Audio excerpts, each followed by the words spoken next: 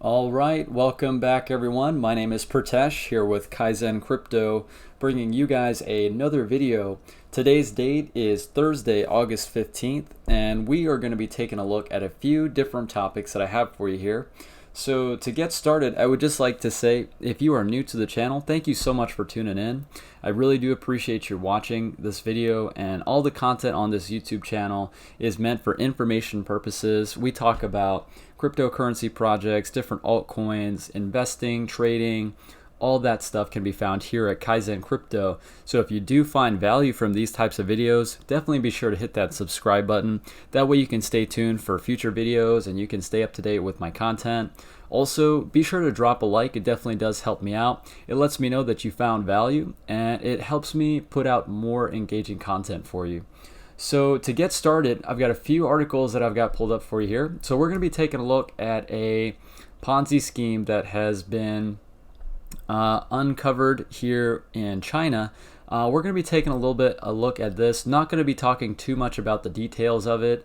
I would actually kind of like to tie this into a personal experience that I've actually had with BitConnect. So a lot of you guys know who have been involved with cryptocurrency. BitConnect was actually a Ponzi scheme, and I actually have firsthand experience. So in this video, I figured that this would kind of tie into that perfectly, just sharing a little bit about my thoughts and experience with that. So we're also going to be taking a look, kind of tying into the macro factor with cryptocurrencies. We can see now that with the debt getting crazy out of control with all of these countries, emerging economies, currencies failing left and right. Now we can see the yield curve has inverted. So what does all that mean for cryptocurrencies? So we're going to be taking a look at that as well. Also, something I found very interesting.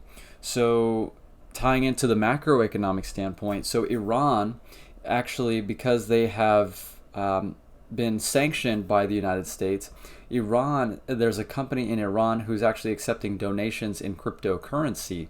So an organization like this in Iran is very similar to humanitarian organizations such as Red Cross, and the people who go to these countries who are in need of assistance from a safety, security, food, medicine standpoint.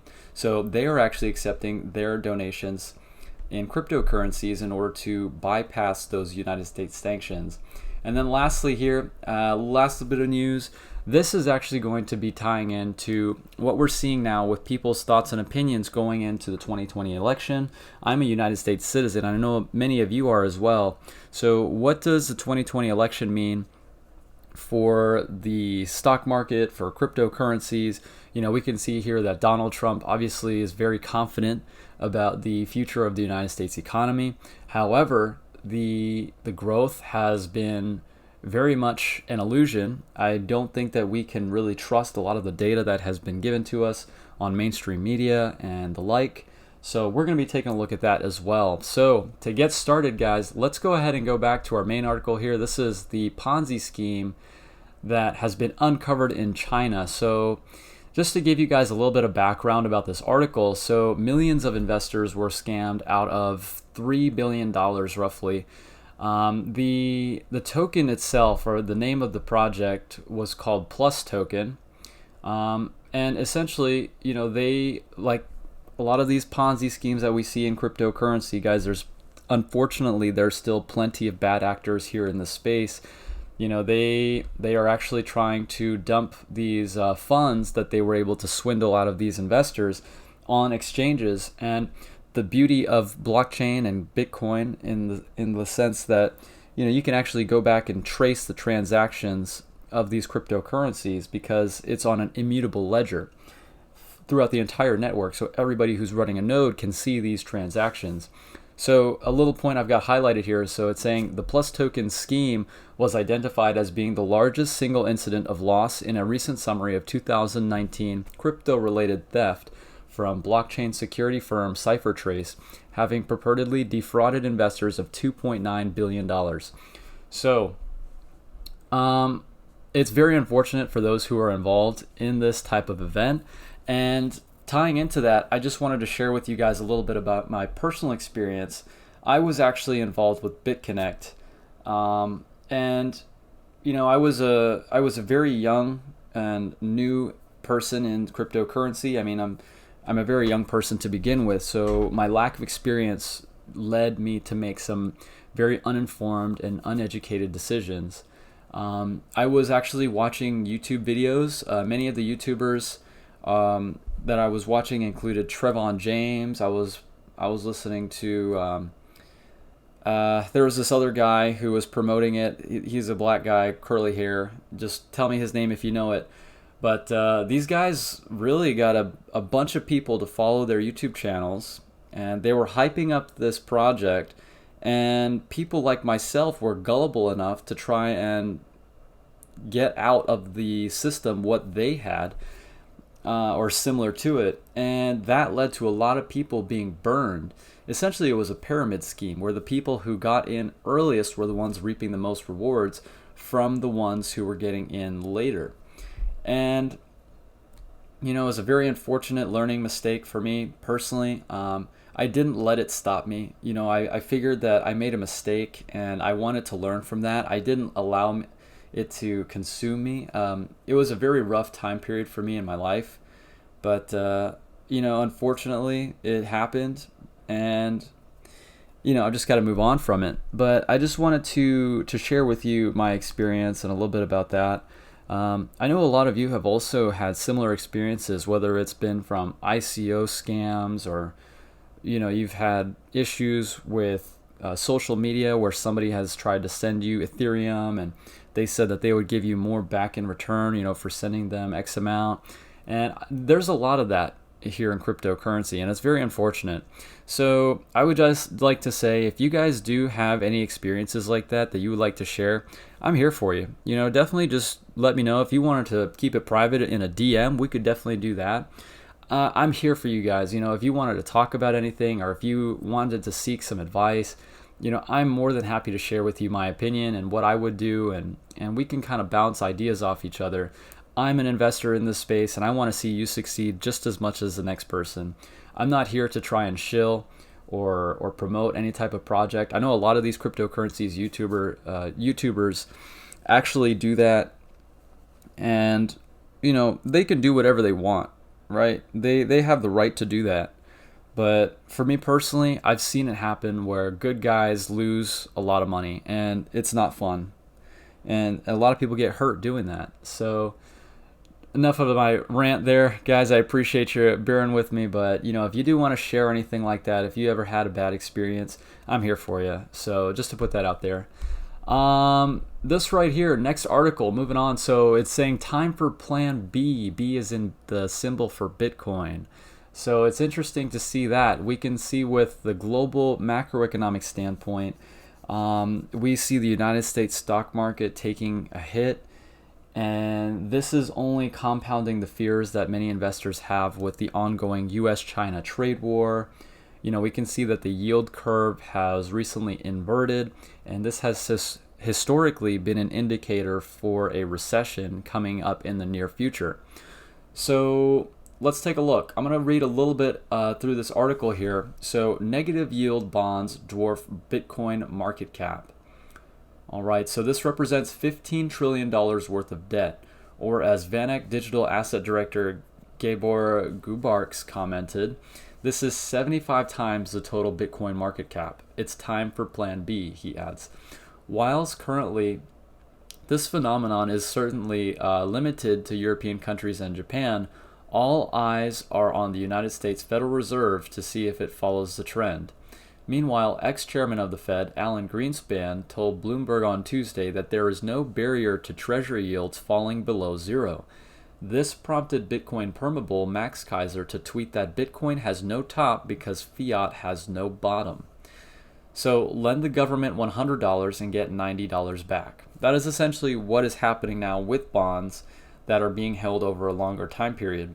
So I was actually able to read a list of tweets from somebody on Twitter who is explaining what it is when they say negative bond yield. So essentially, you can buy a bond, which is when you lend the United States government your money so that the United States government can invest in companies, organizations, infrastructure, and you're able to lend the government money over a set time period. So most often people are able to lend by purchasing bonds at a time frame of 3 months, 5 years, or 10 years. And the idea behind doing this is that when you lend the government your money for X amount of time, you're able to respect a yield, right? A yield being the interest that is paid to you on the money that was borrowed. So in the case that you were to borrow the United States government $100 over the course of 10 years with negative interest rates, you're actually getting less money, right? So if you were to borrow, in this case, lend the government $100, you would be getting $90 back. That is essentially what negative interest rates are. And it is not good to see that, because if you were to lend the government $100 over the course of 3 months, you would actually be losing less money, I guess you could say, than if you would had lent the government over the course of 10 years. So global economic uncertainty around unchecked quantitative easing, trade wars, deflationary technology, and political instability has driven more and more investors towards negative yielding bonds. The total value of such bonds has risen to $15 trillion, almost tripling since October 2018. Countries such as Switzerland, Sweden, Germany, France, and the Netherlands are all issuing bonds with negative interest rates. Whereas historically the government would pay you interest for lending them the money instead of spending it, people are now paying for these safe havens for their wealth. Faced with negative yield from government bonds as one safe haven investment, investors must surely look to alternatives such as gold and increasingly Bitcoin, as the technology is now over a decade old.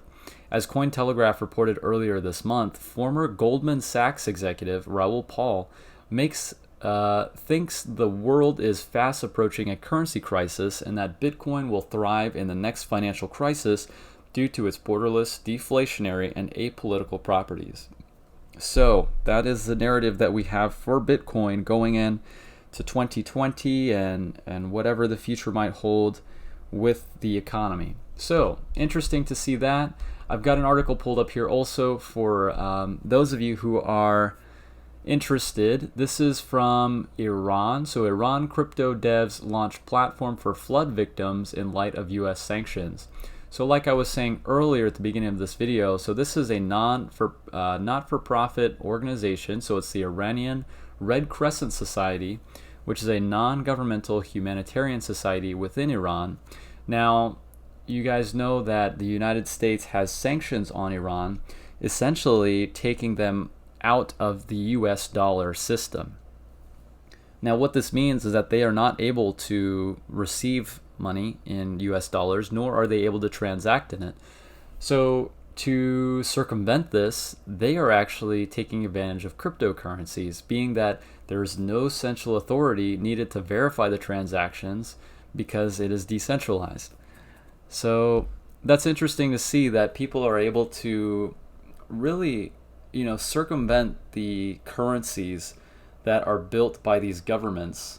And these governments are using them as a tool for political warfare and economic warfare, and cryptocurrencies are a vote against that entirely.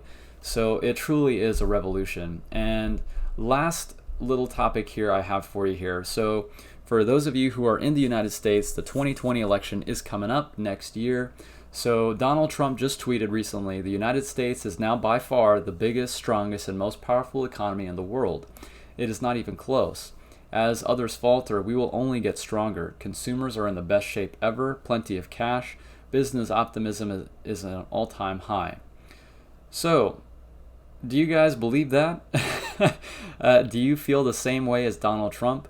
Of course, he has his political self-interests with becoming reelected and whatnot, but I think I would have to agree with Kim.com here, saying your mass tweeting about a strong economy won't change the reality of U.S. markets crashing. The Fed printed $7 trillion and gave interest-free loans to U.S. banks to pump the stock market. It's fake growth, a fake economy. It's going to crash because it's fake. Good luck in 2020. Now, I don't have anything against Donald Trump. To be totally honest with you, I think he's doing a good job in terms of protecting the sovereignty of the United States. I think a lot of this has to do with just spending money. Of course, we know the unfunded liabilities and the national debt, all of that is going to come to a head inevitably. So what he's saying right now is good for him in the sense that he is ensuring his stance towards a re-election. But for the everyday person, they're not being told what it is that they need to do in order to prepare for what's to come. I think that we are inevitably going to see a currency crisis. I think that the United States dollar is going to go to zero. I think that gold and silver will remain valuable as long as you have food, precious metals. If you're a pro-Second Amendment person, making sure that you can provide the security for yourself and your family, all of that is going to become very important. A lot of people think that you might be, crazy, or you might be obsessed, but I got to tell you guys, don't worry about what other people think. This is about you, your future, your financial freedom. So take it upon yourself to educate yourself and your family as much as possible. This is going to be a bumpy ride. So anyway, that's what I have for you guys here on this video. If you did find value, please be sure to drop a like, and I'll see you guys in the next one. Take care.